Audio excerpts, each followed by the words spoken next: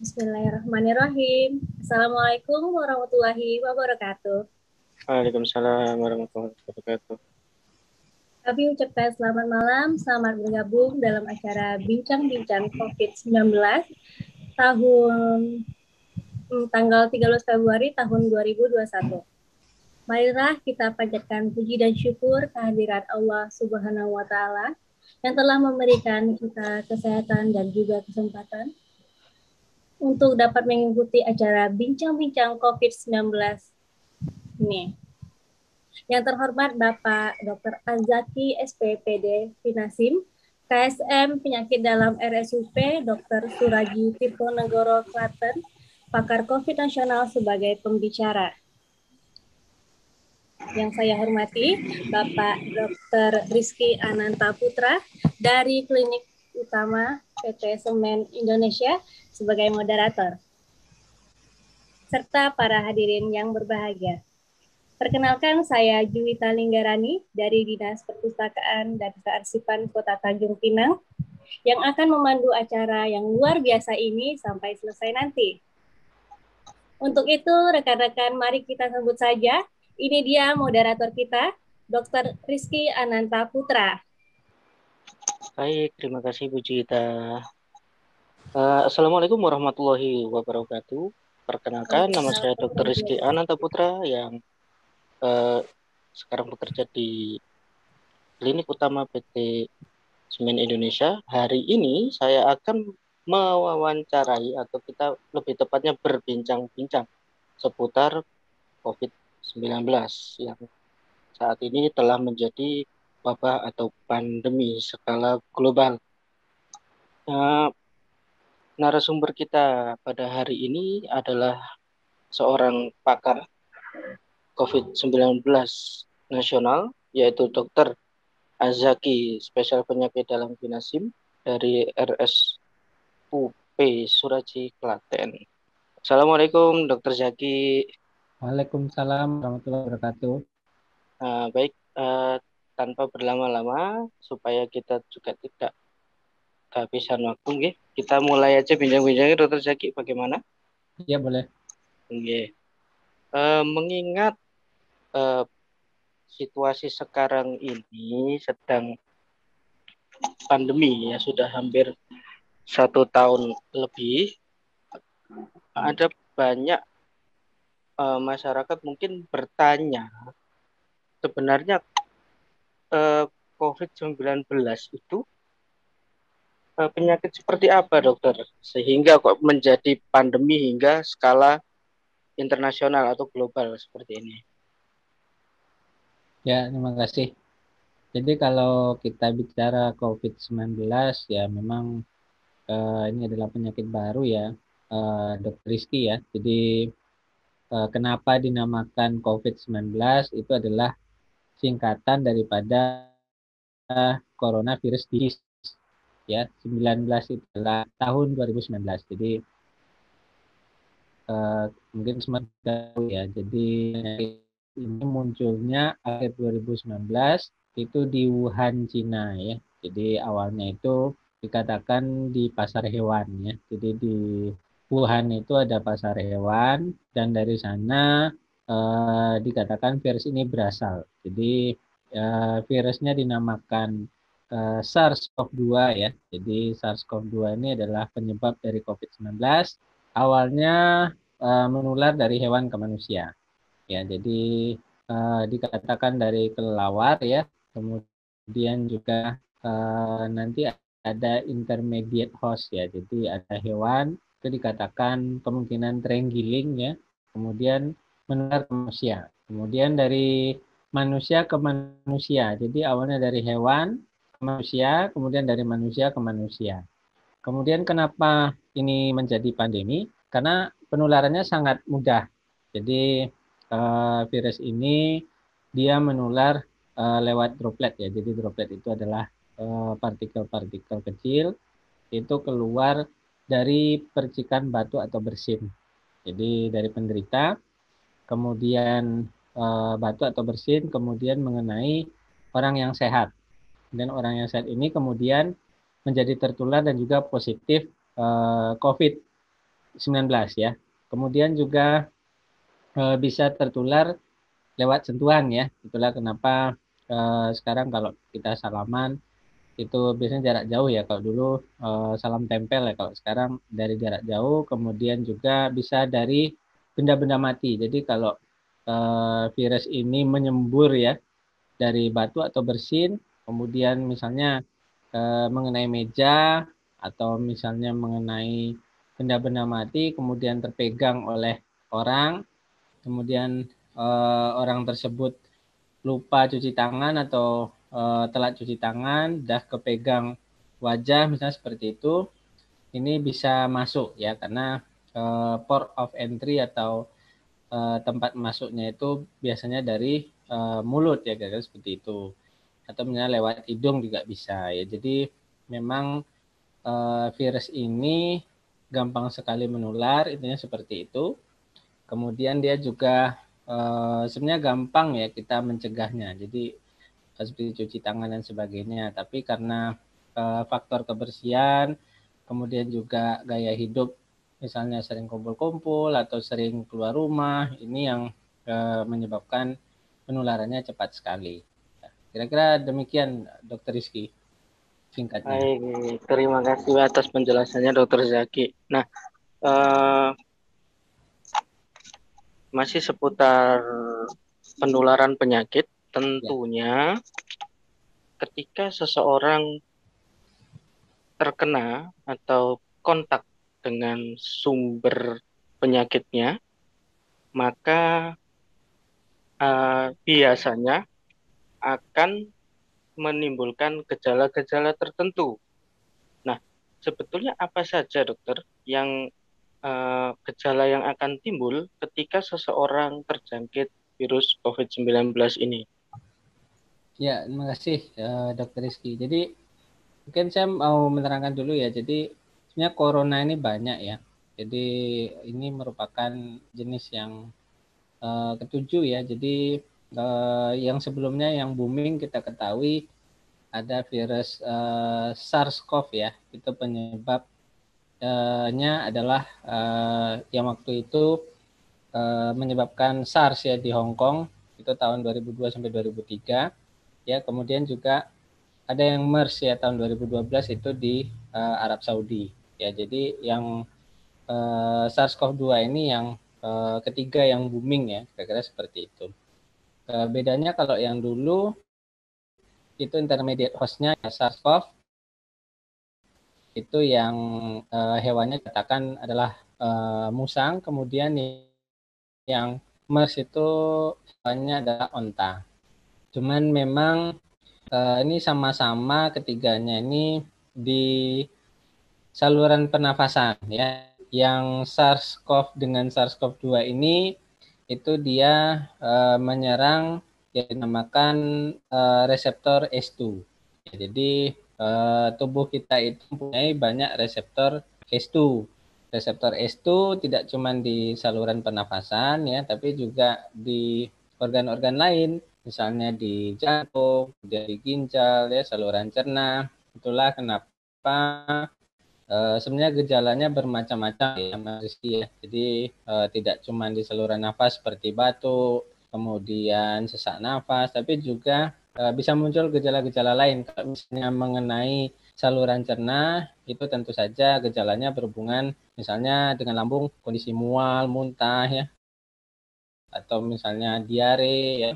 Kemudian juga untuk kondisi yang berat tentu saja sudah mengarah ke gagal organ ya, fungsi organ tubuh kita seperti misalnya penurunan kesadaran dan sebagainya yang tentunya mengancam nyawa ya dari pasien sendiri. Akan tetapi pada sebagian orang itu bisa tanpa gejala, itu yang dikenal dengan istilah OTG, orang tanpa gejala, akan tetapi dari hasil swabnya itu positif. Jadi tidak semua orang dengan SARS-CoV-2 atau COVID-19 ini mempunyai gejala. Jadi ada yang tanpa gejala, ada yang ringan, ada yang sedang, ada yang berat ya. Jadi tergantung tentunya dari organ mana yang terkena ya.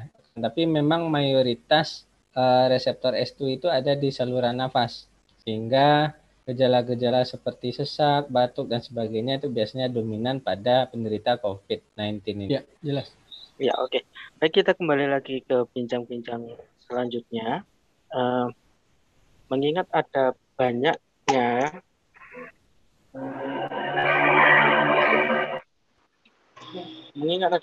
gejala yang timbul, dokter, pada diri seseorang ketika terjangkit eh, virus tersebut, maka tentunya harus ada kehati-hatian ekstra bagi masyarakat agar tidak terkena virus itu. Namun, ada sebagian masyarakat yang menganggap bahwa COVID-19 ini merupakan seperti flu biasa.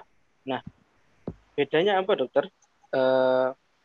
COVID-19 ini dengan flu biasa? Ya, terima kasih. Jadi kalau kita bicara COVID dan flu ya dua-duanya sama-sama virus ya. Cuman tentunya kalau flu itu biasanya virus influenza, tentunya ringan ya. Tapi COVID akan tertentu khusus ya, yang tadi dinamakan SARS-CoV-2 dan SARS-CoV-2 ini bahayanya dia bisa menyebabkan pemberatan daripada komorbid ya. Itu Dokter Rizky. Jadi misalnya orang ada asma ya misalnya atau ada jantung ya jantung bengkak, kemudian ada PPOK ya penyakit paru obstruktif kronis itu dengan COVID-19 atau SARS-CoV-2 virusnya itu bisa mengalami pemberatan. Itu yang kita namakan eksaserbasi akut ya. Atau kalau pada gagal jantung kelas fungsionalnya bisa meningkat ya karena tadi saya katakan reseptor S2 tidak cuma terdapat di saluran nafas tapi juga di otot jantung, kemudian di sel-sel liver, kemudian di saluran cerna dan sebagainya. Jadi intinya kalau influenza itu biasanya self limiting disease ya. Jadi bisa sembuh sendiri. Sebenarnya kalau SARS-CoV-2 juga kalau imun kita baik sebenarnya bisa sembuh sendiri. Buktinya kan banyak orang-orang dengan gejala ringan atau OTG ya, orang tanpa gejala. Cuman di sini virusnya ini bisa mengakibatkan pembunuhan serat ya. Jadi tentunya kita tidak bisa atau menyamakan dengan influenza walaupun memang ada penderita COVID-19 yang gejalanya ringan ya seperti batuk, pilek bahkan tanpa gejala ya. Ya, tapi tentunya virusnya ini jauh lebih berbahaya ketimbang virus influenza. Jadi gejala-gejala influenza itu bisa saja terjadi, tapi virus SARS-CoV-2 ini itu bisa mengakibatkan fatalitas atau kematian. Jadi biasanya pada orang-orang yang banyak komorbid, kemudian orang-orang yang dikatakan imunnya kurang baik ya. Jadi imunokompromis atau orang-orang yang sekarang banyak yang kecapean atau faktor kelelahan dikatakan juga berpengaruh. Jadi walaupun misalnya orangnya usianya muda, itu tidak menjadi jaminan aman apabila terkena virus ini. Ini yang harus kita pahami ya, jangan walaupun kita masih muda, kemudian tidak ada komorbid, kita meremehkan ya virus COVID-19 ini. Ini yang harus sebenarnya kita edukasi terutama ke masyarakat ya, karena virus ini gampang sekali menular dan tentunya sangat berbeda dengan virus influenza. Ya, mungkin demikian Mas Rizky. Baik, makasih dok. Nah, mengingat tadi itu pada saat kita berbincang-bincang, dokter sempat menyebutkan bahwa di sebagian orang yang terkena COVID-19 ini ada yang tanpa gejala. Nah, di sini Ya. menariknya dokter. Seberapa berpengaruhkah dokter orang-orang yang tanpa gejala ini terhadap pandemi? Apakah dia tetap menular ataukah aman-aman saja karena dia tidak bergejala, dokter? Ya, jadi orang tanpa gejala ini tetap bisa menularkan ke orang lain. Jadi ini yang kita harus wanti-wanti, jangan mentang-mentang tanpa gejala terus tidak isolasi atau berkeliaran. Nah, ini yang justru risiko karena orang lain yang tertular belum tentu juga tanpa gejala seperti yang menularkan ya, karena banyak sekali faktor-faktor yang bisa mencetuskan fatalitas daripada COVID-19 ya, yang disebabkan oleh SARS-CoV-2. Termasuk juga komorbid, misalnya obesitas, kemudian lansia itu termasuk komorbid selain penyakit-penyakit kronis ya, seperti hipertensi, kemudian diabetes mellitus, gagal jantung, gagal ginjal dan sebagainya. Jadi intinya karena ini gampang sekali menular, walaupun orangnya tanpa gejala atau OTG itu harus waspada ya. Tidak cuma untuk dirinya sendiri tapi juga terhadap lingkungannya gitu Mas Rizky. Jadi jangan mentang-mentang OTG ya udah bisa berkeliaran ya, enggak isolasi mandiri. Ini tentunya risiko menularkan ke anggota keluarga yang lain, terutama pada anak-anak atau lansia. Ini adalah kelompok usia yang rentan ya. Jadi apabila terkena COVID-19 virus SARS-CoV-2 ini kemungkinan fatalitasnya terutama pada lansia itu akan cukup besar ya, karena lansia satu secara imun sudah turun, kemudian fungsi fisiologis maupun anatomis tubuhnya sudah menurun, kemudian juga biasanya memiliki banyak komorbid atau penyakit penyerta. Demikian, terima kasih. Hai, keterangannya jelas sekali dokter. Terima kasih. Nah, seperti yang tadi kita juga obrolkan bahwasanya ada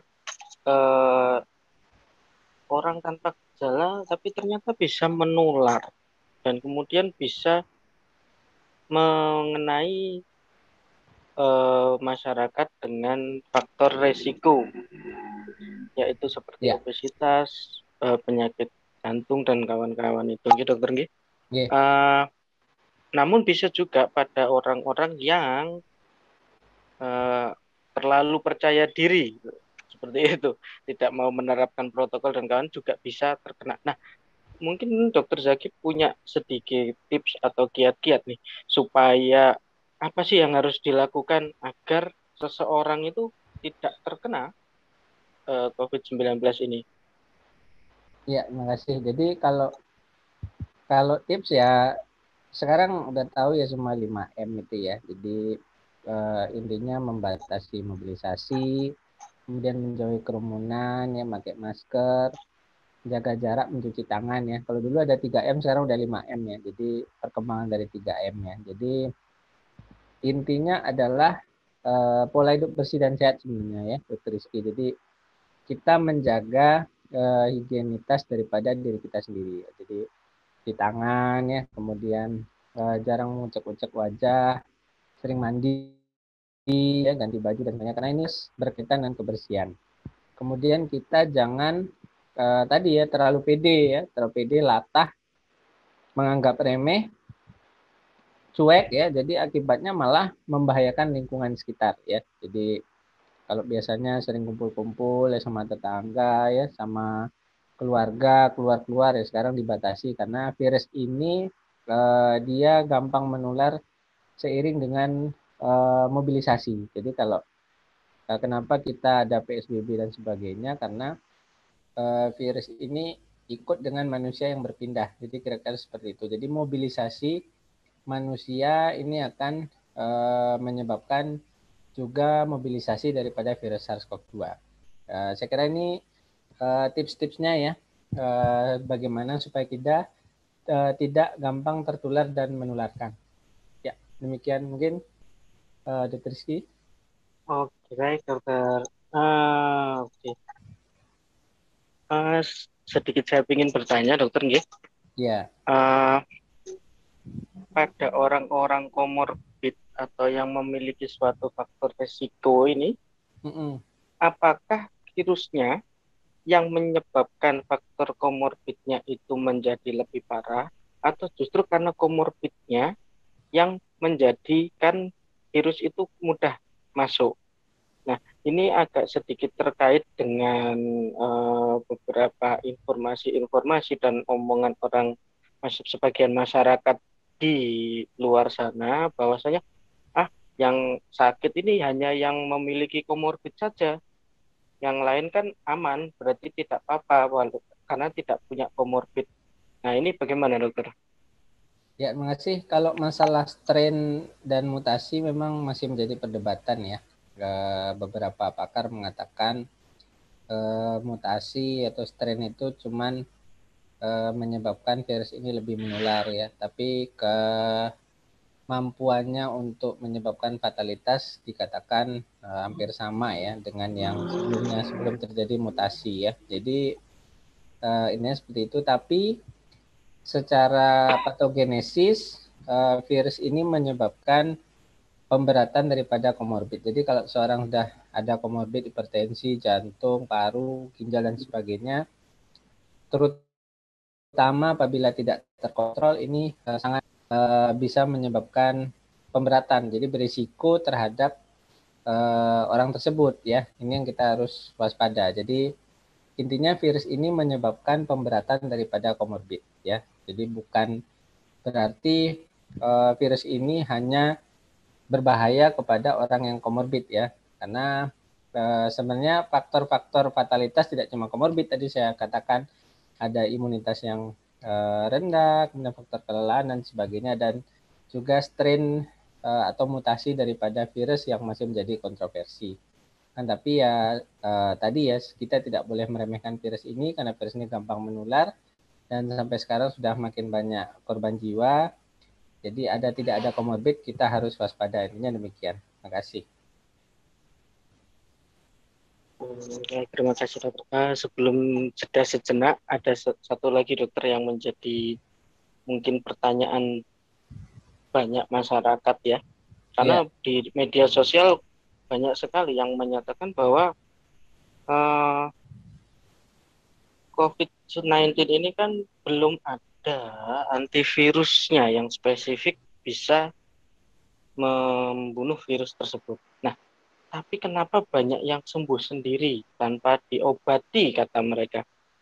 Sehingga sebagian masyarakat ini akan beranggapan, wah ini tidak berbahaya nih. Nah, gimana dokter tanggapannya terhadap hal seperti ini? Iya, ini menarik ya. Jadi memang ini sebenarnya kalau virus sifatnya self-limiting disease ya. Cuman kita di sini harus mewaspadai karena tidak semua orang bisa sembuh sendiri.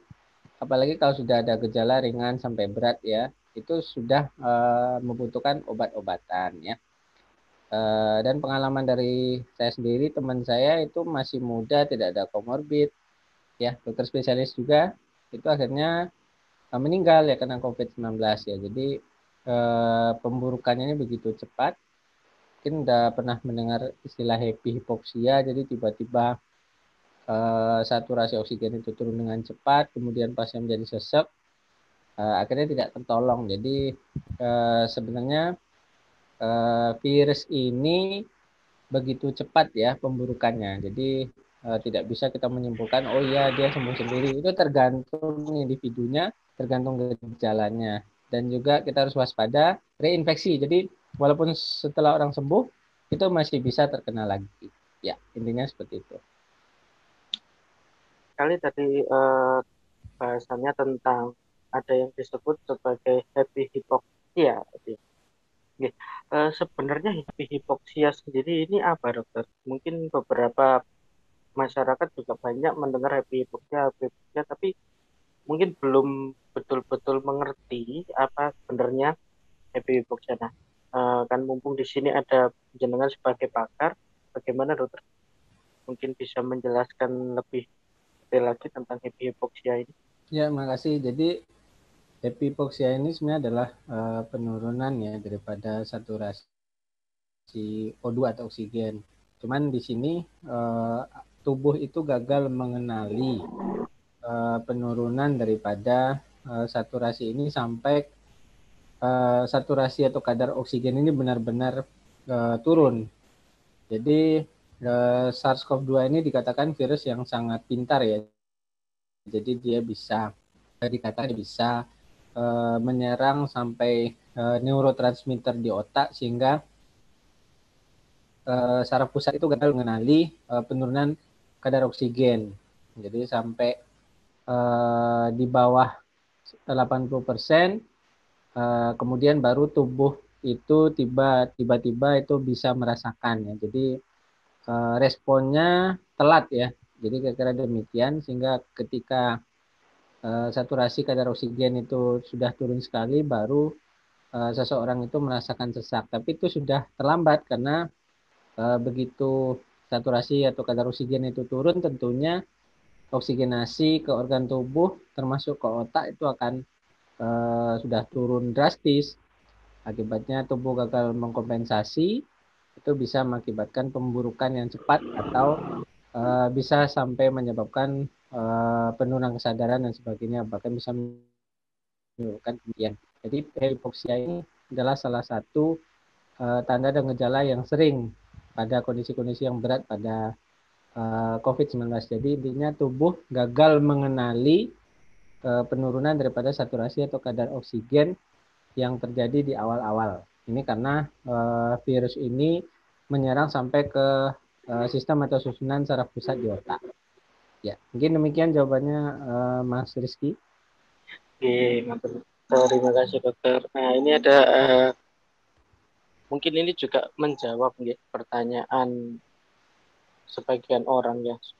Sebetulnya apa perbedaan virus flu tadi dengan COVID-19? Mungkin salah satunya ada pada bahaya terhadap hipoksia ini gitu dokter. Iya. Kalau virus flu biasa nggak ada hipoksia ya. Ya. Lalu begini, tadi menarik sekali ketika kita berbincang tadi bahwa Dr. Zaki sempat menyebutkan bahwa ada virus itu bermutasi. Nah, seperti yang kita ketahui mungkin ya pada waktu pendidikan dulu bahwasanya virus yang tipe RNA seperti COVID-19 ini mudah bermutasi. Nah, sejauh apakah pengaruh mutasi ini, dokter, terhadap keparahan penyakit maupun persebarannya terkait dengan pandemi ini, dokter? Ya, terima kasih. Jadi kalau dari literatur dan berita itu dikatakan semakin virus ini bermutasi, yang dikhawatirkan adalah lebih gampang menular gitu, Mas Rizky. Jadi gampang sekali dia cepat menular ke individu lain yang masih sehat. Jadi dikatakan demikian ya. Tapi sekarang kita juga masih terus meneliti tentunya apakah mutasi ini juga berkaitan dengan semakin beratnya virus ini ya, karena ini virus baru. Tentunya ini semua masih banyak penelitian-penelitian ya, kemudian banyak tentunya kita harus mempelajari lebih dalam lagi. Tapi sementara ini dikatakan bahwa mutasi ini menyebabkan virus ini sangat-sangat gampang menular dan sudah terjadi mutasi di Indonesia ya. Jadi dikatakan demikian. Itulah kenapa mungkin peningkatan jumlah kasus ini cukup pesat ya di Indonesia ya. Kemudian juga di Indonesia ini strain-nya itu berbeda ya dengan yang strain utama dunia. Jadi kalau di dunia itu ada strain A, strain B, strain C ya. Nah, di Indonesia itu strain-nya itu non A ya. Ini yang tentunya kita harus waspada ya, karena kita berbeda ya dengan di luar ya. Tentunya di sini kita harus tetap ya protokol kesehatan dan sebagainya ya, walaupun kita strainnya berbeda, tapi karena ini sebenarnya virusnya sangat berkaitan dengan higienitas yang saya bilang tadi, saya katakan tadi, ya kita dengan pola hidup yang bersih dan sehat, kita harapkan virus ini tidak tidak gampang masuk ke kita atau menular ke orang lain. Karena virus ini sebenarnya di kulit itu bisa bertahan sampai sekitar bahkan 9 jam ya. Jadi sebenarnya kita punya banyak waktu untuk membunuh virus ini, ya, baik dengan cuci tangan, kemudian tidak sering memegang wajah, ya, pakai masker, ya, kemudian juga sering mandi, ganti baju dan sebagainya. Jadi kita tidak perlu takut. Yang penting pola hidup bersih sehat dijalankan. Kemudian juga tentunya sekarang vaksinasi ya masih ke tenaga kesehatan ya. Diharapkan nanti juga bisa menyeluruh ke seluruh masyarakat Indonesia karena vaksinasi ini sendiri itu untuk memicu tumbuhnya antibodi ya. Jadi diharapkan nanti ada semacam yang dikatakan dengan herd immunity, itu adalah kekebalan populasi. Semakin cepat herd immunity, semakin cepat tentunya virus ini melemah dan kita harapkan suatu saat tentu kehidupan kita akan kembali normal seperti dulu. Ya, mungkin kita doakan demikian ya Mas Rizky ya. Baik, nah, terima kasih atas penjelasannya dokter. Tentu saja kita sama-sama berharap yang terbaik bahwasannya virus dan wabah atau pandemi ini segera berlalu sehingga kita bisa dapat kembali seperti sedia kala lagi. Namun demikian dokter, tadi ada suatu bahasan yang sedikit menarik ya, bahwasanya ada mutasi virus tersebut nih. Ini sedikit bertanya dokter, ada pengalaman di lapangan bahwasanya kembali pada gejalanya itu bisa sangat beragam. Nah, mulai ada yang kehilangan indera penciuman, perasa, hingga ada juga gejala yang bermanifestasi pada kulit. Padahal dia tidak ada gejala-gejala yang lain seperti demam dan kawan-kawan. Bahkan saya juga sempat menemukan bahwa ada yang gejalanya itu hanya seperti orang sedang lelah saja. Nah, itu ketika saya tes PCR ternyata positif pasien tersebut. Nah, ini apakah berkaitan dengan mutasi virusnya ataukah memang si virusnya ini sendiri seperti yang dikatakan di awal memang bisa menyebar ke banyak tempat pada tubuh kita, dokter? Ya, ini istilahnya dikatakan virus SARS-CoV-2 ini 1000 wajah ya kalau dulu kita kenal ada SLE ya. Jadi 1000 wajah yang kedua ini SARS-CoV-2 atau COVID-19. Jadi gejalanya sangat beragam ya. Dokter Rizky ya bisa kulit ya seperti gatal-gatal merah dan sebagainya. Kemudian juga manifestasi lain yang juga sering kita jumpai misalnya adalah anosmia tadi ya. Penciuman yang terganggu, indera penciuman terganggu, kesulitan untuk membedakan rasa gitu ya, indera pengecap dan sebagainya ya. Ini yang sering ya, gejala-gejala ringan ya, kira-kira demikian. Karena pintu masuknya adalah tadi ya lewat hidung atau lewat mulut ya. Jadi manifestasinya pada awalnya demikian ya. Inilah kenapa COVID ini sebenarnya adalah penyakit multi organ ya. Jadi gejalanya itu sendiri individual.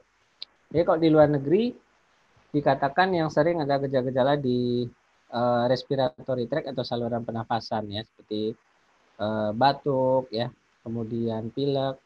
Tapi di Indonesia dikatakan sering gejala-gejala pada GI tract, jadi gastrointestinal atau saluran cerna. Jadi seperti mual, muntah, kemudian diare, perut mules ya seperti orang mah, itu sering.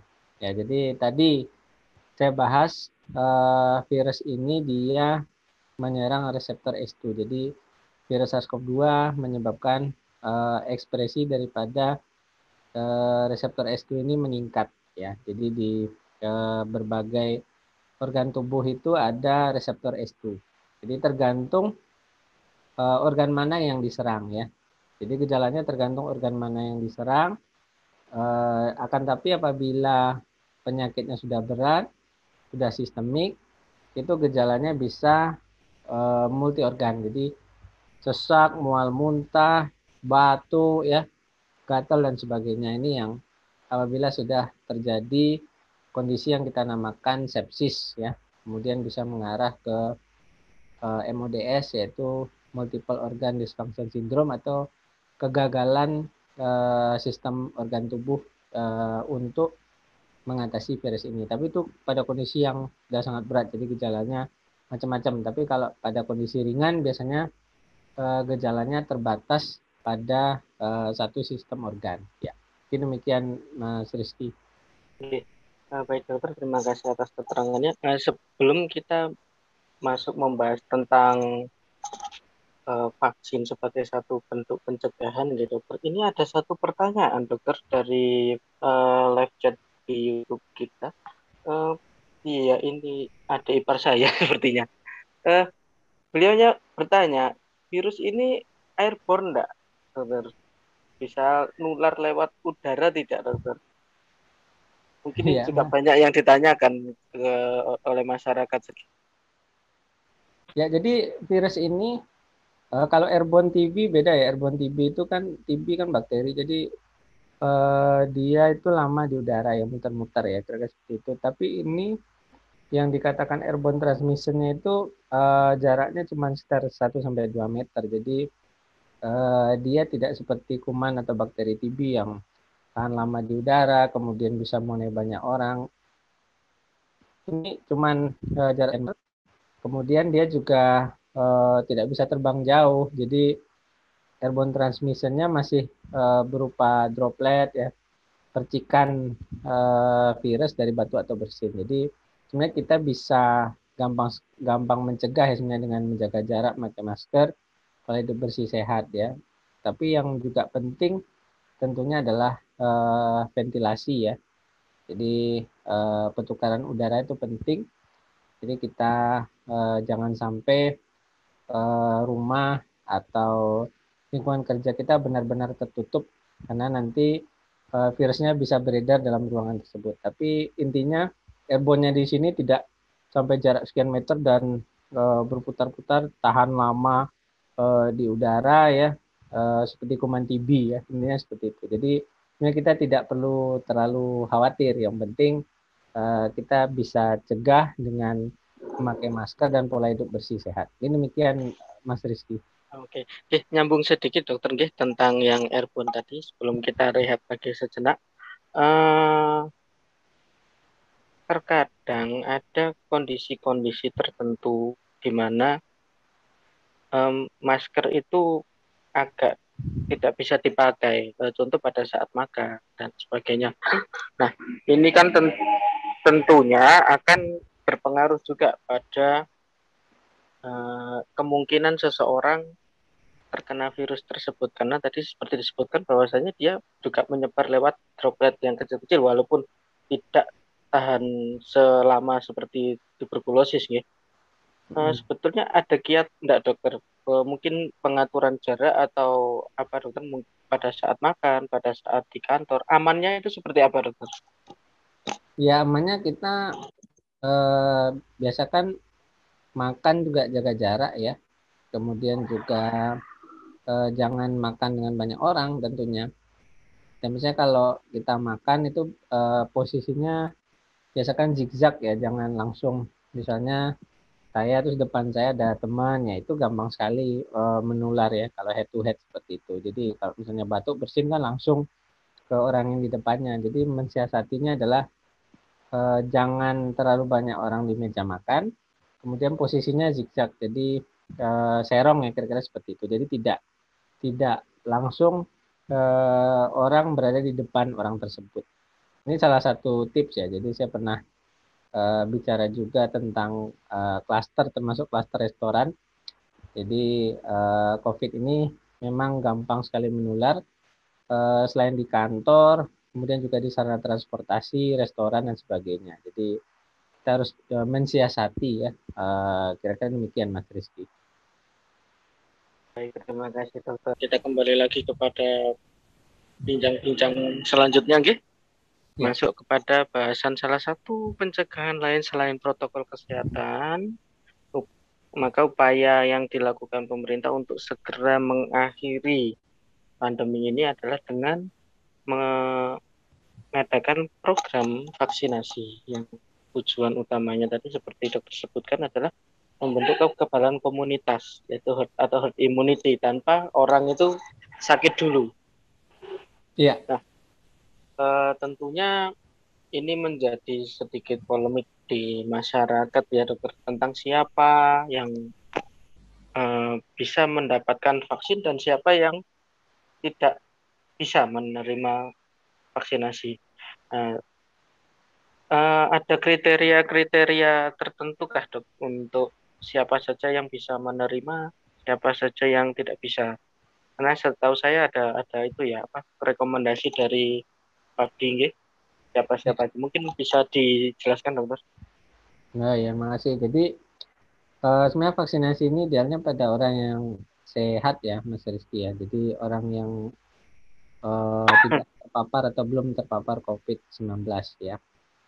Akan tapi memang tidak semua orang bebas komorbid ya. Jadi misalnya kondisi-kondisi komorbid itu masih dibolehkan vaksinasi.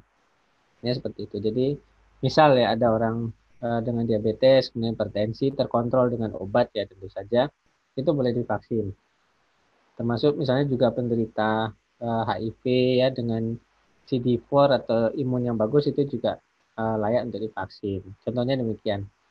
Kemudian kondisi-kondisi alergi yang tentunya alergi yang tidak berat atau tidak alergi terhadap bahan atau komponen vaksin itu boleh divaksin.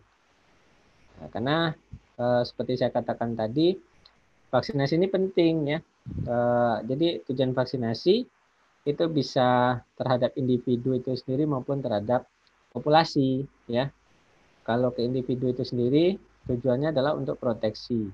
Ya, jadi proteksi maksudnya adalah untuk memicu timbulnya antibodi. Ya, antibodi ini dikatakan muncul sekitar 28 hari setelah suntian pertama. Jadi lebih kurang sebulan itu diharapkan muncul antibodi. Ya, kira-kira demikian. Akan tapi pada populasi ini tujuannya jauh lebih penting sebenarnya karena bisa memicu yang dinamakan herd immunity ya. Jadi kekebalan populasi kalau sekitar dikatakan 70% populasi atau masyarakat Indonesia divaksin itu diharapkan nanti muncul kekebalan populasi sehingga virus ini di populasi menjadi melemah gitu. Jadi diharapkan suatu saat wabah ini bisa hilang karena virusnya melemah karena mayoritas orang di populasi itu sudah mempunyai antibodi ya. Mengenai vaksin sendiri yang sekarang masuk itu kan yang dari Cina ya, Sinovac itu sekarang sudah dikatakan layak pada lansia ya.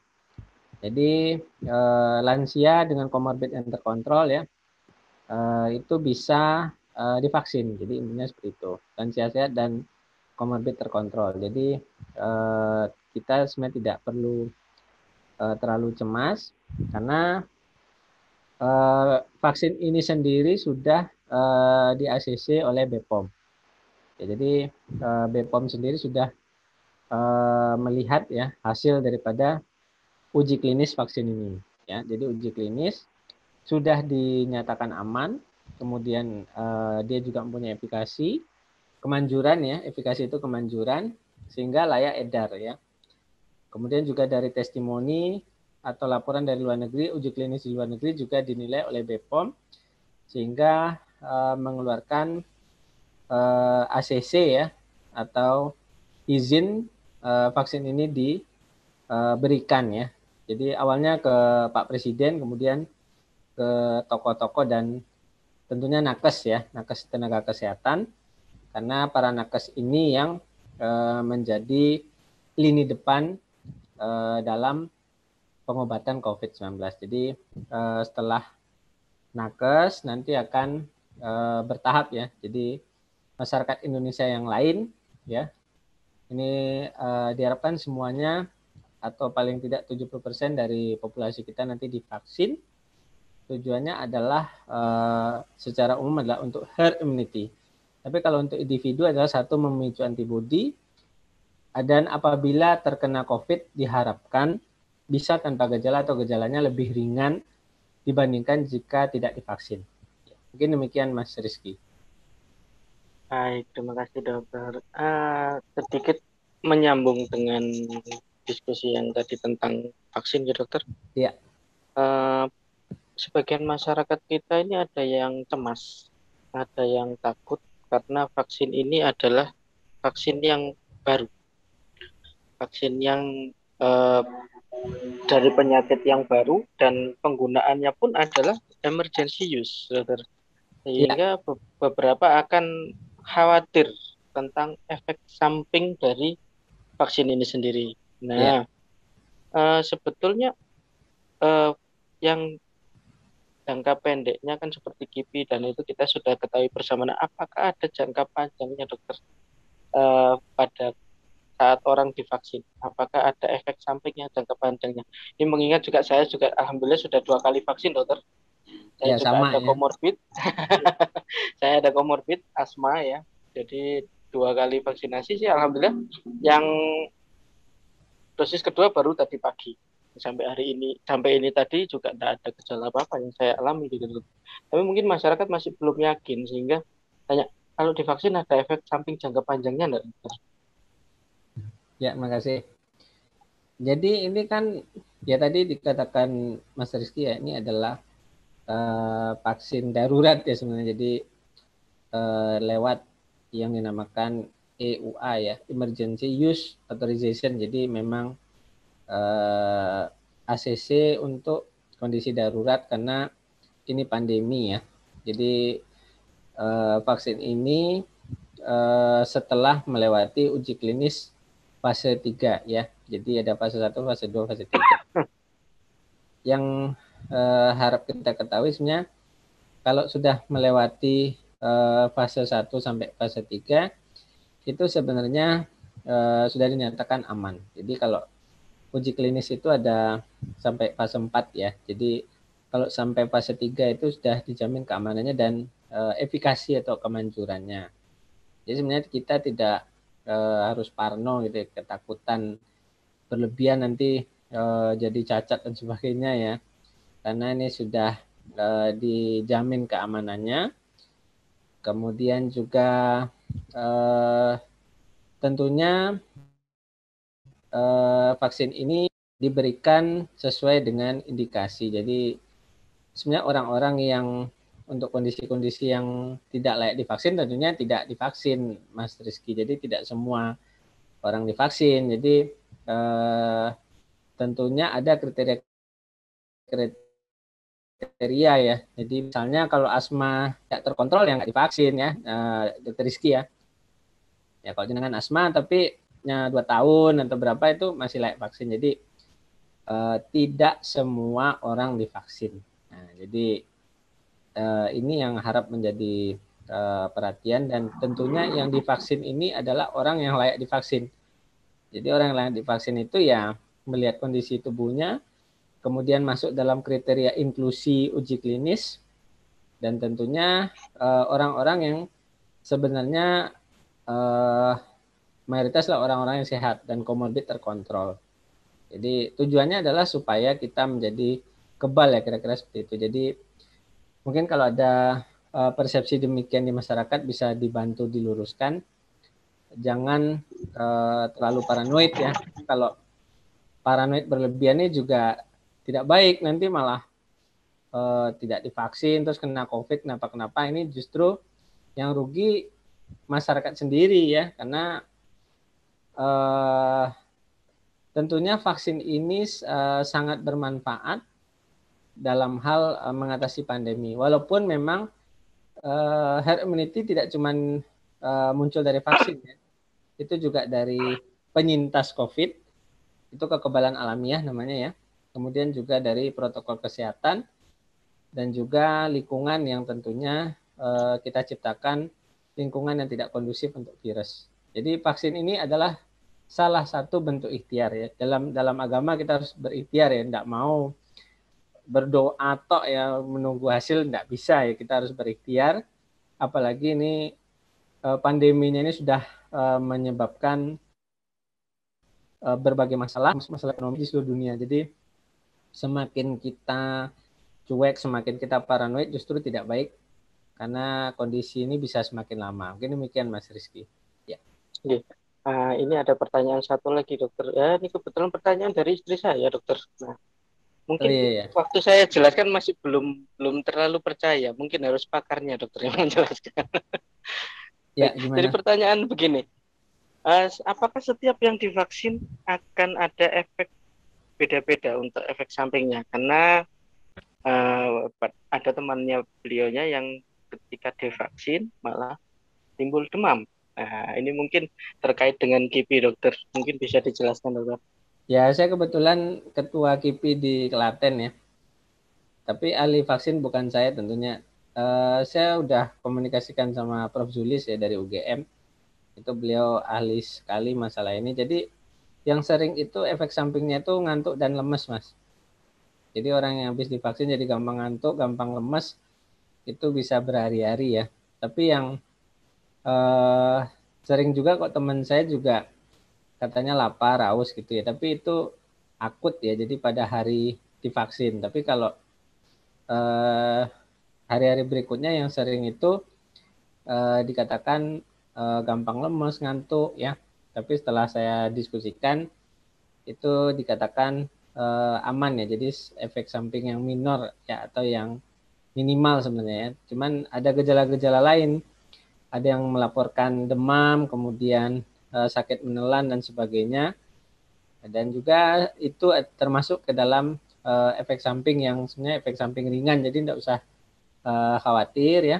Atau bisa jadi itu suatu kondisi demam atau faringitis biasa, jadi kita tidak usah terlalu paranoid terhadap vaksin COVID ini. Jadi memang efek samping itu ada, tapi selama ini dari laporan-laporan, kemudian juga dari pakar sendiri dinyatakan ini cukup aman dan efek samping ini bisa teratasi. Mungkin demikian. Dokter, mungkin ada sedikit pertanyaan lagi untuk efek jangka panjangnya. Pripun dokter, apakah sudah ada penelitian ke arah situ? Apa mungkin ada efek samping yang jangka panjang yang mungkin merugikan atau apa? Mungkin bisa dijawab dokter. Ya, kalau efek jangka panjang tentunya ya karena kita ini baru divaksin ya kita harus melihat dulu ya. Ya kita harapkan tidak ada efek jangka panjang karena dari hasil uji klinis sudah dinyatakan aman ya. Jadi kita doakan saja tidak ada efek jangka panjang. Tapi kalau untuk mengetahui efek jangka panjang tentunya nanti ya setelah vaksinasi selesai dan setelah tercapai herd immunity. Ya karena ini tadi jenengan juga sudah katakan ini vaksin darurat. Yang penting sekarang aman, kemudian kondisi seseorang itu layak divaksin, ya kita bismillah ikhtiar divaksin. Semoga ini bermanfaat terhadap tubuh kita maupun terhadap masyarakat. Ya. Mungkin agak sedikit menambahkan sedikit, gitu dokter, mohon izin. Vaksin yang dipakai kan ini adalah suatu vaksin virus yang mati, gitu, untuk yang inaktif Sinovac. Ya. Inaktif, gitu.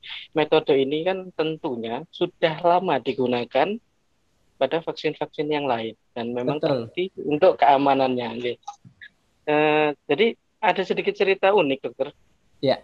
Dulu itu beredar ya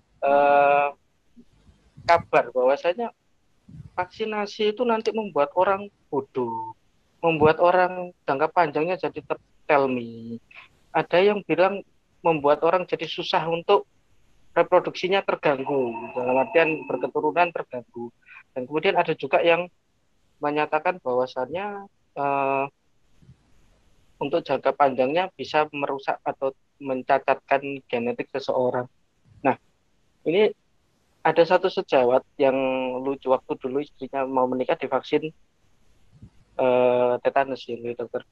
Nah, itu ditakut-takuti seperti itu, jangan-jangan nanti anaknya jadi sedikit atau jadi mandul gitu. Nah, ternyata sejawat tersebut anaknya malah 11 dokter. Ya itu, jadi lucu, atau juga Nah, oke. Jadi seperti saya juga kan dari kecil memang vaksinasi. Sebelum koas pun juga kemarin vaksinasi hepatitis gitu. Ya, hepatitis B ya. Nah, ya, ya alhamdulillah sampai sekarang juga nggak menjadi butuh malah menjadi dokter. Nah, ini gimana dokter menanggapi hal-hal semacam ini? Ya saya kira ini saya sama Prof. Zulis itu sering ngobrol juga ya. Ini biasanya dari eh, ya mohon maaf kaum anti vaksin ya. Jadi supaya orang itu tidak divaksin. Jadi ini yang kita sayangkan karena kabar-kabar hoak ini kalau kita tidak cermat ya, ini kita bisa bingung sendiri ya. Padahal evidence base atau dasar ilmiahnya tidak jelas ya, karena intinya begitu suatu produk itu di launching, baik itu obat-obatan, makanan, termasuk vaksin, itu sudah lewat proses uji klinis yang sangat-sangat ketat, apalagi untuk penyakit seperti COVID-19 ya, tidak mungkin vaksin yang tidak aman di launching, ya kira-kira seperti itu. Jadi saya kira ini ketakutan yang tidak beralasan, Mas Rizky ya. Terima kasih dokter. Iya, ya. Setelah ini kita jeda sedikit lagi. Tapi sebelum itu ada satu pertanyaan yang mungkin ini menarik dokter. Pengalaman di lapangan seseorang gitu. Ada ibu hamil ketika menjelang persalinan itu ternyata pada saat di screening dia positif atau reaktif COVID. Tapi dia tanpa gejala dan tahunya pada saat persiapan persalinan. Nah, untuk case-case seperti ini treatmentnya bagaimana dokter di lapangan? Ini ada yang bertanya seperti itu. Ya, jadi sebenarnya kalau COVID ya, ya tadi ya tergantung gejalanya sebenarnya. Kalau walaupun ibu hamil, persalinan dan sebagainya, kalau dia tanpa gejala atau gejala ringan ya terapinya simptomatik saja. Tapi yang menjadi perhatian kita di sini nakes terutama bidan kemudian spesialis obstinnya ya bagaimana proteksinya supaya tidak tertular gitu Mas Rizky ya. Karena sekarang itu misalnya mau melahirkan atau persalinan itu memang screeningnya ketat ya.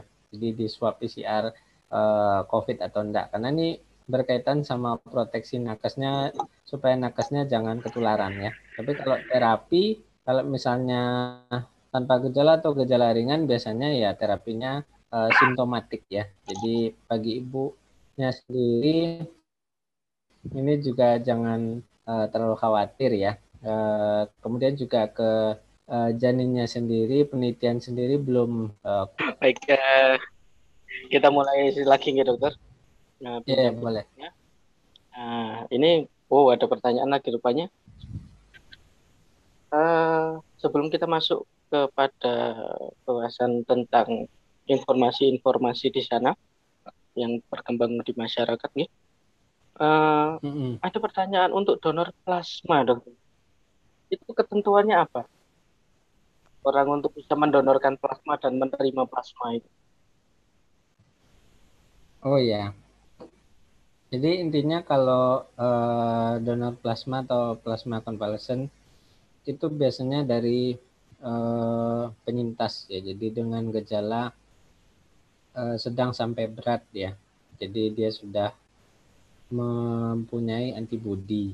Ya, jadi yang dimasukkan itu tentunya plasma dari orang yang sudah pernah terkena, kemudian juga diberikan kepada orang dengan gejala sedang sampai berat. Jadi tidak semuanya diberikan donor plasma, ya intinya seperti itu. Jadi kalau orang sehat biasanya divaksin ya, tapi kalau orang yang sakit ini salah satu usaha atau ikhtiar kita adalah donor plasma ini. Tapi selain itu obat-obatan juga tentunya sangat penting ya, karena COVID ini adalah suatu penyakit yang bisa sistemik, jadi dia menyerang multi organ. Apabila terjadi kegagalan atau gangguan dari banyak organ, itu terapinya tentunya banyak ya, per organ, per gejala ya. Jadi demikian. Dan plasma konvalesen atau donor plasma ini diharapkan membantu untuk memicu imun ya dari penderita COVID ya. Karena kalau untuk antibodi sendiri kan munculnya lama ya. Jadi ini langsung dimasukkan yang sudah ada antibodinya. Kira-kira demikian Mas Rizky. Ya. Baik, terima kasih dokter. Ada satu pertanyaan lagi ini dokter yang agak menarik. Mungkin ini juga menjadi apa ya dokter, yang menjadikan beberapa masyarakat itu masih agak sedikit-sedikit ragu. Bahwasanya di sebagai masyarakat kita itu beranalogi atau mencoba menyimpulkan, mengkait-kaitkan satu hal dengan yang lain. Pertanyaan begini, eh, Ya. kalau makanan yang sudah teruji klinis tapi fast food itu kok lolos. Nah, dikhawatirkan kan vaksin juga seperti itu. Apakah ada jangka panjangnya? Ada penelitian vaksin. Nah, kembali lagi kepada efek samping jangka panjang yang terjadi. Eh, di situ ditanyakan bahwa apakah dari penelitian itu bisa ndak ya menduga kemungkinan-kemungkinan buruk ke arah ke depan ketika obat, makanan, atau termasuk vaksin ini diberikan. Monggo dokter. Vaksin ya maksudnya ya. Iya. Jadi analoginya makanan yang lolos BPOM tapi ternyata dia makanannya tidak sehat untuk fast food itu. Nah, Oh ya. untuk sendiri bagaimana penelitiannya? Bisakah memprediksi hal-hal seperti itu? Ya sebenarnya kalau tadi jenengan udah bilang ya kalau vaksin virus mati, nah itu udah lama ya, udah puluhan tahun ya digunakan dan itu relatif aman sebenarnya. Jadi sebenarnya kita di sini tidak usah terlalu khawatir ya. Tentunya dari uji klinis fase 1 itu sudah dilakukan uji keamanan. Kemudian di fase 3 dilakukan uji keamanan lagi selain efikasi. Jadi uji keamanan daripada vaksin itu sendiri pada tahapan uji klinis itu sudah dilakukan berulang kali. Jadi sebenarnya begitu suatu vaksin itu di launching ke pasaran atau ke masyarakat, itu yang pertama adalah garansi keamanan ya. Karena saya juga udah diskusi dengan banyak pakar, itu lebih penting aman daripada manjur ya, karena keamanan itu yang terpenting ya. Jadi kalau aman ya, manjur ya itu lebih baik. Kemudian juga dikatakan bahwa efikasi yang tidak terlalu tinggi seperti Sinovac ini justru keamanannya sangat tinggi. Kira-kira demikian. Jadi semakin tinggi efikasi, keamanannya juga semakin rendah. Jadi semakin efikasinya tidak terlalu tinggi, itu keamanannya tinggi. Jadi saya kira untuk kemungkinan efek jangka panjang, ya sebenarnya kita tunggu, tapi kita juga harus optimis, jangan berpikiran oh nanti 10 tahun lagi saya cacat ya. Jadi jangan seperti itu karena yang kita lakukan sekarang adalah ikhtiar, dan ikhtiar yang dilakukan ini tentunya evidence based, jadi tidak asal-asalan kita mau disuntik vaksin, karena sudah ACC dari BPOM dan juga sudah testimoni dari para pakar, guru besar dan sebagainya yang tentunya paling paham masalah ini ya, teman-teman saya yang mendalami vaksin ini. Jadi sudah saya kira sudah established, layak untuk digunakan dengan garansi keamanan dan efikasi yang baik, sehingga diharapkan vaksin ini bermanfaat dan tidak menimbulkan efek samping yang berbahaya. Demikian, makasih. Baik, terima kasih dokter atas penjelasannya. Baik, kembali kepada evidence based dan keputusan bagaimana suatu substansi itu digunakan sebagai pilihan terapi. Tentunya akan mempertimbangkan baik dari efikasi atau kemanjuran, safety, keamanan, dan juga cost tentunya, yaitu apakah di affordable ketika diterapkan. Nah, Ya. Ini pun mengenai evidence base ini pun akan nantinya terkait ya dokter tentang banyaknya disinformasi dan kawan-kawan ini tentunya. Yang banyaknya adalah tentang klaim-klaim dan analisis-analisis yang tidak dilakukan oleh ahlinya, sehingga ada banyak bias di situ. Salah satunya adalah mungkin kita masuk yang sering dulu ya, ini mungkin hoax lama yang bersemi kembali dokter. tentang bagaimana Betul. banyak tuduhan bahwasanya dokter rumah sakit itu membisniskan pandemi ini agar mendapat keuntungan dari vaksin dan juga klaim-klaiman nih dari COVID-19. Nah, bagaimana dokter tanggapan mengenai hal tersebut? Ya saya kira saya udah sering ngomong ya di medsos ya. Jadi saya sendiri tidak setuju kalau kita dibilang mengcovidkan ya. Saya kira jenengan juga nggak setuju ya Iya, pengalaman di karena lapangan. karena COVID itu kan ada gold standarnya, jadi ini seperti itu. Cuman memang protokol kesehatan kita, protokol untuk penanganan pandemi ini untuk kondisi-kondisi yang suspek atau probable yang dicurigai kuat itu memang harus diisolasi gitu ya Mas ya. Jadi sampai terbukti bukan COVID ya. Jadi kalau dibilang kita membisniskan tentunya tidak. Yang kita lakukan adalah menolong justru ya. Kalau boleh ya kita memilih nggak ada COVID ya walaupun nggak ada duit kan gitu. Karena Betul. COVID ini menyengsarakan tidak cuma masyarakat karena banyak nakes sendiri udah gugur ya Mas ya. Ya, Betul jadi sekali dokter. ya kalau saya bisa memilih sih saya memilih tidak ada pandemi ya, tidak apa-apa tidak dapat ini ya insentif ya karena yang kita lakukan di sini tentunya dalam koridor yang tentunya kita profesional ya, kita punya SOP, kemudian kita juga sebagai lini terdepan dalam penanganan wabah ini. Jadi tentunya kita tidak asal-asalan ya dalam menangani ya. Jadi begitu orang datang ke UGD atau ke Poli itu tentunya kita melakukan screening. Jadi screening lewat interview, kemudian kuesioner, kemudian bahkan kita lakukan rapid antibody sampai swab antigen ya. Saya tidak tahu ya. Jadi kita tidak asal-asalan, kita tidak membisniskan COVID, dan juga kita mendiagnosis sesuai dengan gold standar. Jadi kalau untuk saya kira ini hoak ya, saya kira hoak atau pendapat yang keliru atau mungkin mispersepsi di masyarakat, dan ini perlu kita luruskan ya, karena apabila ini berkembang tentunya nanti penanganan pandemi ini akan semakin lama karena kita sibuk berpolemik, menyalahkan nakes dan sebagainya ya. Padahal tujuannya supaya penderita ini cepat sembuh dan wabah ini cepat berakhir. Demikian Mas Rizky. Ya. Iya, terima kasih dokter. Dan ini juga pengalaman saya di lapangan gitu sebagai salah satu dokter di klinik yang merupakan klinik kita itu adalah klinik rawat inap.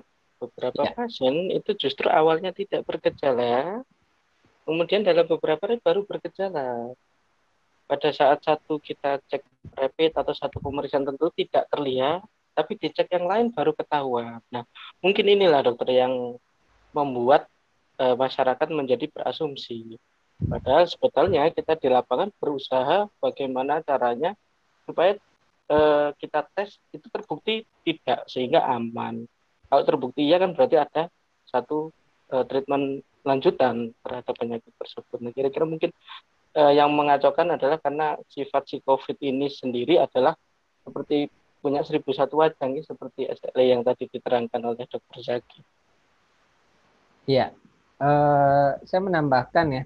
Jadi kalau kita terapi COVID ini ya dari senior Prof. Minaldi Rasmin juga berulang kali mengatakan bahwa kita mentreatment atau mengobati COVID ini apabila seorang itu dicurigai atau probable itu kita sebagai COVID sampai terbukti bukan COVID ya. Jadi gitu Dokter Rizky ya. Kalau kita curiga orang COVID ya kita anggap COVID dulu sampai terbukti bukan COVID. Termasuk juga perlakuan isolasi dan sebagainya. Ini yang mungkin membuat masyarakat itu salah persepsi ya, dikatakan bahwasanya dokter itu meng-COVID-kan ya. Jadi di medsos itu udah berulang kali saya bantah. Saya tidak setuju kalau kita dikatakan meng-COVID-kan ya. Nah, mengcovidkan itu sendiri risikonya juga banyak ya, Betul. terhadap pasien, terhadap efek apa implikasi sosialnya, termasuk terhadap nakesnya juga. Kalau kita Nggih. mengcovidkan orang itu ya kita juga dalam bahaya ini seperti itu. Jadi saya kira juga ini ya itu sangat-sangat tidak beralasan. Jadi mungkin ke masyarakat ya Dokter Rizky dan teman-teman lain juga bisa meluruskan termasuk kabar-kabar hoak yang belum jelas kebenarannya. Saya kira sebaiknya di cross check dulu karena apabila tidak benar kemudian menyebar ini nanti repot ya karena nanti akan efek sampingnya atau apa dampaknya terhadap nakes dan penanganan pandemi ini akan semakin lama ya. Ini demikian. Oke. Nah, mungkin sedikit tambahan lagi, padahal sebetulnya kita ketika mengklaimkan orang itu menjadi bahwasannya itu ketemu sebagai COVID-19 itu kan tentunya harus evidence based, dokter. Seperti pada saat kita sebagai dokter kan dilatih untuk berpikir berdasarkan bukti, bukan asumsi maupun sekedar testimoni. Kita harus mencari bukti. Nah, pada saat pengklaim dana COVID dan kawan-kawan pada pasien itu dirawat, tentunya kan berdasarkan ada dasar peneliti anamnesis, pemeriksaan fisik hingga laboratoris. Jadi mungkin ini yang tidak diketahui oleh masyarakat ya, atau sehingga menyebar info-info yang tidak benar tersebut. Ya, jadi COVID itu kan dari swab PCR ya. Jadi ada hitam di atas putih ada buktinya ya. Jadi kita tidak mengcovidkan ya karena ada buktinya. Jadi diagnosa itu kan ada gold standarnya, kira-kira demikian. Saya kira juga teman-teman nakes juga untuk merawat COVID ini ya tidak menanyakan insentif awalnya ya. Jadi kita memang tugas kita ya sebagai tenaga kesehatan mengobati kemudian merawat orang ya, kira-kira demikian. Saya sendiri juga ya mohon maaf saya tidak pernah menanyakan insentif COVID, tapi kalau itu menjadi hak kita tentunya kita terima. Tapi tugas utama kita kan memang sebagai lini terdepan dalam penanganan pandemi ini ya. Jadi saya kira tidak tepat ya hoak-hoak yang mengatakan kalau kita mendapat keuntungan dari wabah ini ya. Terima kasih. Terima kasih dokter. Nah, baik kita masih terkait dengan informasi-informasi yang salah terkait karena ada persepsi, ada banyaknya asumsi serta banyaknya testimoni sini itu ada berkembang sesuatu yang menarik dokter yang saya jumpai di masyarakat yaitu tentang penggunaan obat-obat herbal nih dokter, mulai dari herbal tertentu bahkan kemarin itu ada kelapa dicampur madu yang dibakar itu bisa membuat orang menjadi tidak terkena COVID, atau mungkin minum air hangat itu membuat COVID-nya luntur. Bahkan ada yang lucu lagi, minyak kayu putih katanya diminum itu bisa sebagai obat COVID. Bahkan ada yang balurkan di masker. Padahal kita tahu sendiri dokter bahwasanya masker lembab pun kan sudah menjadi harus diganti. Ini apalagi dibalur minyak. Nah ini bagaimana dokter menanggapi hal seperti ini?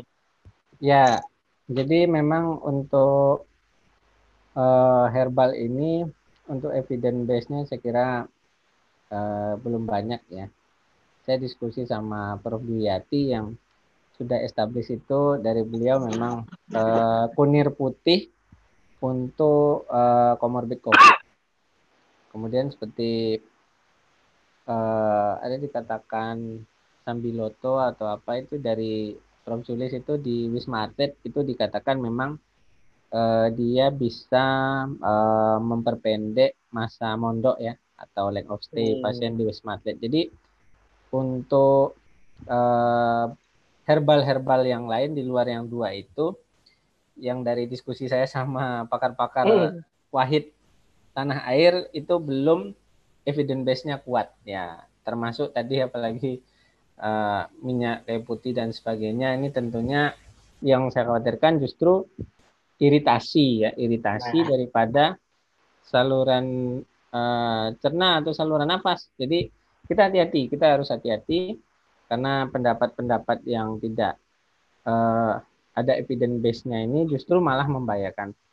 kita ingat disinfektan itu tidak bisa ke kita ya, jadi ke manusia, jadi harus ke benda mati itu juga kadang disemprotkan ke manusia itu sangat tidak evidence based ya, itu malah membahayakan karena bisa mengiritasi mukosa. Ini kita harus hati-hati karena pendapat-pendapat yang keliru ini justru malah memperlama penanganan pandemi karena masyarakat ini gampang sekali minum ini sembuh ya, minum ini lagi dikatakan sembuh, padahal evidence based tentunya harus berdasarkan penelitian ya Mas Rizky ya. Jadi para guru besar sendiri menyatakan untuk herbal ini sendiri masih banyak yang belum established dari penelitiannya. Jadi baru 2 itu, dan saya kira untuk herbal-herbal yang lain saya sendiri karena satu tidak mendalami, yang kedua saya tanyakan pakarnya juga dikatakan evidence base-nya belum kuat ya, kita bisa katakan bahwa herbal-herbal mayoritas belum bermanfaat untuk COVID-19. Ya. Berarti bisa disimpulkan untuk herbal yang 2 macam tadi, sambiloto dan kunir putih pun itu sebetulnya adalah komplementari terapi ya dokter. Jadi semacam suplemen aja dia, berarti bukan sebagai ya, bukan sebagai utama. obat COVID, bukan sebagai obat COVID ya, betul. Yeah. Nah sekarang ini dokter, beredar juga banyak masyarakat itu berasumsi bahwasanya nanti kalau sakit sedikit kemudian periksa di screening pasti positif. Jadi masyarakat itu menjadi takut untuk memeriksakan diri dokter, karena sakit dikit nanti takutnya dipositifkan. Nah, itu gimana dokter tentang alat-alat uji diagnostik yang modalitas yang kita gunakan di lapangan ini, seberapa akuratkah atau ada sesuatu yang perlu dicermati dalam hal ini dokter? Ya, kalau mempositifkan itu juga tidak tepat ya, kita mempositifkan apa gitu loh. Jadi kalau pasien datang misalnya ke UGD, kita rapid antibody ya, jadi dari sana kelihatan antibodinya misalnya IgM-nya reaktif, yaitu kita akan lakukan lagi untuk swab PCR ya, atau kita lakukan antigen, swab antigen ya. Jadi tidak serta merta ya kita katakan karena positif itu dari hasil pemeriksaan yang sebenarnya sangat seperti PCR itu molekuler, jadi itu bisa mendeteksi sampai materi genetik virus. Jadi kalau begitu seorang di swab PCR positif ya berarti positif COVID karena RNA virusnya terdeteksi gitu ya, nah, di tenggorokan. Jadi bukan bikinan saya, bukan bikinan teman-teman termasuk Dr. Rizky dan kawan-kawan. Jadi memang ada hasil pemeriksaan yang nyata kemudian dilakukan dengan metode yang sangat-sangat canggih ya Dr. Rizky. Jadi kita para dokter pun tidak bisa menentukan seseorang itu COVID atau tidak sebelum hasil PCR itu sendiri tegak ya. Jadi saya kira sangat-sangat tidak tepat lah kalau dikatakan kita mempositifkan ya, mempositifkan COVID ya. Jadi karena COVID ini berbeda misalnya dengan demam biasa. Kalau itu kan memang dari pemeriksaan fisik ya. Kalau ini memang pemeriksaannya pemeriksaan penunjang dan canggih. Jadi tidak bisa menjudge seseorang COVID hanya dari pemeriksaan fisik tanpa melakukan pemeriksaan yang sangat-sangat canggih. Ini demikian, makasih. Baik, terima kasih dokter. Nah, ini kan mungkin yang saya tangkap dokter di masyarakat itu begini. Jangan-jangan positifnya itu positif palsu karena dia bergejala terus alatnya menjadi positif hasilnya gitu dokter. Nah, itu bagaimana dokter menanggapinya dokter? Ya, jadi memang untuk akurasi ada berbagai macam ini ya pemeriksaan penunjang ya. Jadi ada rapid antibody, kemudian swab antigen, kemudian swab PCR ya. Jadi yang paling akurat itu yang swab PCR ya. Jadi intinya walaupun positifnya positif palsu, tetap kita lakukan pemeriksaan ulang ya. Jadi itu untuk mencegah kemungkinan positif palsu. Seperti PCR itu kan dilakukan 2 kali ya, Mas Rizky ya. Swab PCR 2 kali, kemudian pemeriksaan rapid antibody sekarang tidak dijadikan screening lagi, kita tidak bisa pegang rapid antibody kan kemungkinan false positif dan false negatifnya cukup besar ya, dan tidak bisa mendeteksi langsung materi genetik daripada SARS-CoV-2 ya. Jadi kita memang serta mempercayai hasil pemeriksaan yang akurasinya tidak begitu baik. Saya kira sudah menjadi standar diagnosis swab PCR. Nasofaring dilakukan 2 kali ya. Kalau swab antigen itu dilakukan pada orang-orang yang asimptomatik atau tanpa gejala dan ada riwayat kontak. Jadi kalau misalnya orang itu suspek atau probable itu orang yang bergejala dan dicurigai kuat COVID, itu kita biasanya langsung swab PCR. Jadi kalau swab antigen itu pada orang-orang yang tidak bergejala dan ada riwayat kontak. Jadi tentunya kita punya gold standar tersendiri yang kita sepakati secara internasional, dan kita harus yakin dengan hasil pemeriksaan tersebut. Jadi masyarakat tidak usah khawatir lah kalau kita itu misdiagnosis, karena kita semua sudah ada standarnya ya. Mungkin demikian ya, Mas Rizky. Gitu. Mohon izin dokter, mau menanyakan ini untuk waktu, apakah masih ada banyak atau sudah mepet? Ya boleh, monggo. Apa sudah habis pertanyaannya? Belum, masih ada kira-kira 2 atau 3 dokter. Ya lanjut aja, enggak apa-apa. Baik, kita lanjutkan ya. Ada sebuah opini begini dokter, masih tentang PCR ya dokter. Ya. PCR itu ada yang berpendapat bahwa loh itu kan hanya di tenggorokan atau di rongga hidung saja, tidak sampai ke dalam-dalam dia menginfeksinya. Nah, apakah akurat PCR itu dilakukan itu untuk menggambarkan kondisi sakitnya seseorang? Nah, ini juga ada juga pasien saya yang menanyakan hal seperti itu dokter. Beriti sekali pasiennya pada saat itu. Nah, itu saya jadi bingung menjawabnya. Gimana dokter kalau menurut dokter Zaki? Ya, jadi kenapa swab nasofaring? Karena pintu masuk. Karena nasofaring itu kan antara hidung dengan faring itu pangkal kerongkongan ya. Jadi port of entry-nya di situ, intinya seperti itu. Dan memang swab nasofaring ini memang kita sepakati sebagai gold standar ya, karena paling banyak itu memang numpuknya di saluran nafas. Tadi saya sudah katakan reseptor S2 itu di tubuh, tapi mayoritas di saluran nafas. Itulah kenapa swab nasofaring menjadi gold standar. Saya kira demikian.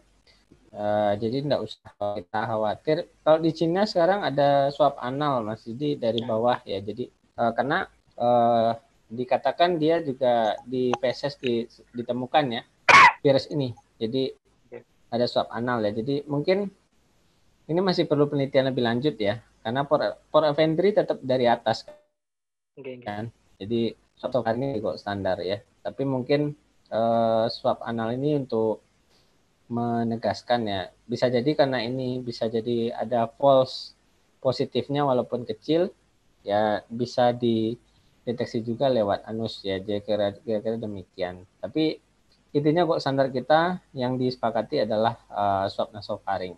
Ini mungkin bisa dikatakan ke pasiennya karena port of entry-nya dari situ. Intinya demikian ya. Baik dokter. Berarti karena ini adalah merupakan suatu port of entry, ketika di situ ada banyak ditemukan, artinya dia terdeteksi bahkan sampai keluar city value-nya seperti itu, maka tentunya yang masuk di dalam tubuh kan juga tentunya lebih banyak gitu. Iya. Kira-kira seperti itu mungkin dokter G. Iya, jadi kita sepakat aja ya swab nasofaring sebagai gold standar. Udah nih. Ya. Nih. Oke. Ya, ada pertanyaan lagi dokter. Ya. Baik, ini terlebih kepada pencegahan, dokter. Ya. Ada yang bertanya bahwa menu makanan apa Nih. sih dokter yang harus Kakak. dimakan atau dikonsumsi baik untuk yang mengidap COVID dan sedang isolasi mandiri supaya cepat sembuh, dokter? Oh ya, saya kira ini ya dietnya ya. Jadi diet COVID ini ya tentunya diet yang tentunya sesuai ya. Kalau ada komorbid ya sesuai dengan komorbid. Tapi intinya konsumsi makan makanan bergizi, vitamin C, vitamin D yang tinggi dikatakan bisa mempercepat penyembuhannya. Kemudian juga yang penting obat-obatannya, kemudian istirahat yang cukup ya, karena ini self-limiting disease. Kita harapkan dengan daya tahan tubuh yang baik, maka makanan bergizi, pemulihannya akan lebih cepat. Tadi kalau herbal tadi sambiloto ya dikatakan Prof. Sulis, kemudian kunir putih dari Prof. Dwiyati itu dikatakan juga cukup efektif untuk memperpendek length of stay, masa mondok maupun untuk pencegahan komorbid. Untuk herbal-herbal lain belum dianjurkan. Kemudian untuk vitamin-vitamin tadi vitamin C, vitamin D, vitamin B kompleks ya itu juga direkomendasikan, zinc ya, zinc. Kemudian juga tentunya sayur-sayuran, buah-buahan ya yang kandungan mineralnya kemudian vitaminnya juga cukup tinggi. Ya, demikian. Berarti herbal-herbalan tadi pun juga bukan sebagai sarana untuk mencegah COVID tersebut masuk, nggih, dokter? Oh ya, bukan, jelas. Membantu ya. Memulihkan kondisi gitu, nggih. Ya. Berarti. Nah, lalu ada satu lagi, dokter. Untuk pasien yang sudah sembuh dinyatakan negatif, ada hal-hal penting nggak yang harus beliau perhatikan pada masa-masa pemulihan terutama? Karena mengingat bahwasanya ada mutasi virus dan tentunya orang yang seperti yang kita diskusikan tadi di depan bahwa orang yang sudah kena bisa kena lagi, dokter. Bagaimana, dokter? Ya, terima kasih. Jadi kalau sudah sembuh tentunya kita mengharapkan tidak reinfeksi karena katanya bisa reinfeksi ya. Jadi sekitar 3 bulan antibodi bertahan. Kalau ada strain yang baru atau imun kita kurang baik itu bisa reinfeksi. Jadi demikian pernyataan atau beberapa temuan di luar negeri. Tentunya di sini kita harus tetap menjaga pola hidup bersih dan sehat.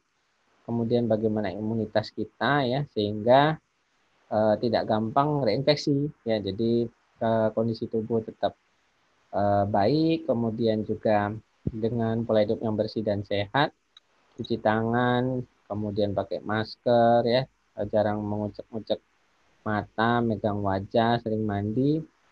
Diharapkan setelah kita negatif akan negatif seterusnya ya, karena termasuk setelah orang divaksin sendiri yang menjadi poin adalah menjaga daya tahan tubuh, kemudian juga menjaga pola hidup bersih dan sehat, karena kuncinya di situ.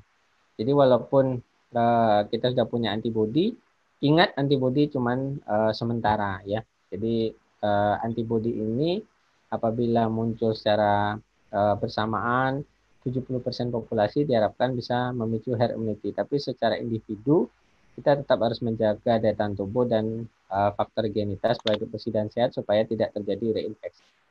Ya, mungkin demikian. Oke, baik, dokter. Itu tadi pertanyaan terakhir mungkin, dokter. Ya. Saya juga sudah tidak ada lagi Terima yang kasih. ingin saya tanyakan lagi, sudah kehabisan pertanyaan ini ceritanya, dokter. Oke. Oh iya, satu mungkin, dokter. Mungkin dokter Zaki bisa membagi sedikit tips kepada masyarakat, dokter, sebelum kita tutup mungkin, gimana sih cara kita memilah informasi agar tidak salah persepsi atau termakan oleh isu-isu konspirasi dan disinformasi itu, dokter. Monggo, dokter, sebagai seorang pakar mungkin ada tips-tipsnya. Ya, ini saya udah share di medsos juga ya. Kalau pakar itu sendiri saya bilang ada 3 ya. Yang pertama dia sendiri harus mempunyai pengetahuan yang kompeten ya. Jadi kompeten bukan menurut dirinya sendiri, tapi juga menurut pakar-pakar lain, karena tidak mungkin seseorang mengatakan dirinya hebat tanpa adanya pengakuan dari sejawat. Jadi sudah ada diskusi ilmiah, kemudian beliau juga berkolaborasi dengan banyak ahli lain, karena tidak mungkin seorang ahli atau pakar itu menguasai semua itu satu ya. Yang kedua itu juga sudah harus ada tulisan ilmiahnya ya. Jadi ada yang publish di majalah jurnal, kemudian juga majalah ilmiah, kemudian juga tulisan-tulisan ilmiahnya sudah diakui oleh pakar-pakar lain. Jadi bukan menurut dirinya sendiri ya. Kemudian juga yang ketiga adalah pernyataannya itu tidak menimbulkan kontroversi. Karena begini, karena kebenaran suatu ilmu itu adalah yang disepakati bersama. Jadi tidak mungkin kalau saya bilang saya itu benar terus kata Mas Rizky, oh ini ngawur, nah itu berarti kebenaran saya dipertanyakan. Jadi mungkin demikian ya. Jadi kalau seseorang mengatakan dirinya pakar ya kita lihat dulu track recordnya seperti apa.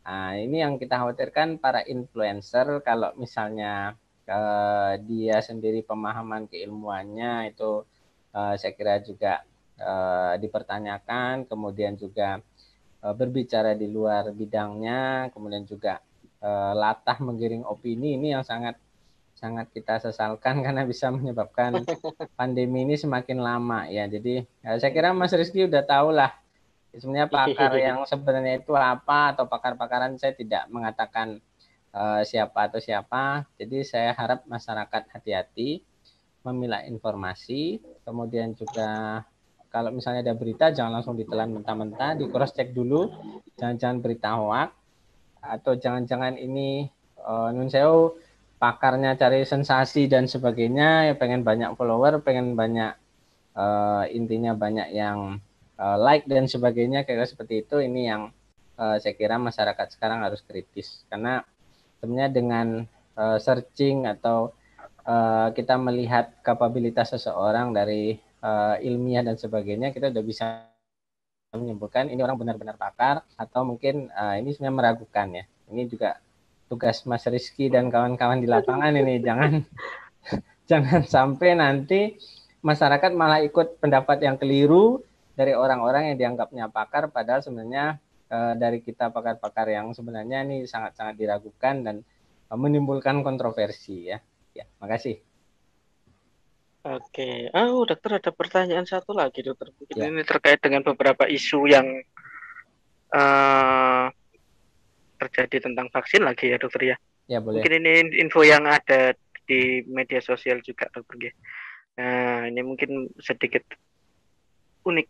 Ini ada Pfizer ada minta klausul bebas hukum jika vaksin bermasalah. Nah ini gimana menurut tanggapan dokter Zaki nih? Ini juga sempat ramai dokter kemarin berita-berita seperti ini. Ya, saya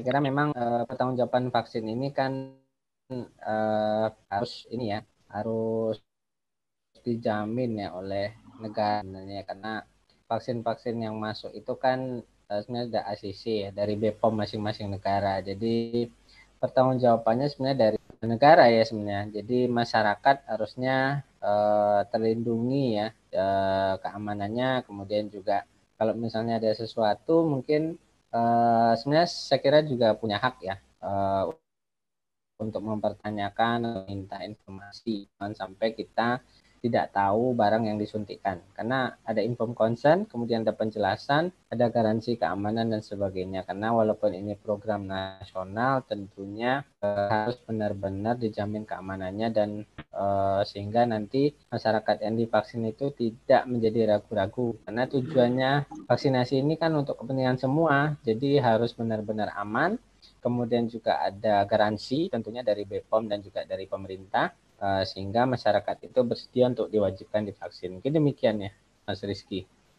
Betul, berarti kita kembalikan lagi kepada itu tadi gitu, sampai setahap mana Pak izin vaksin dan penelitian vaksin itu sendiri. Jadi kembali lagi kepada evidence base yang sudah ada seperti apa. Jadi bukan urusan politik brand ini atau bagaimana. Jadi harus tetap objektif pada evidence based medicine yang sudah ada. Seperti itu nih kira-kira.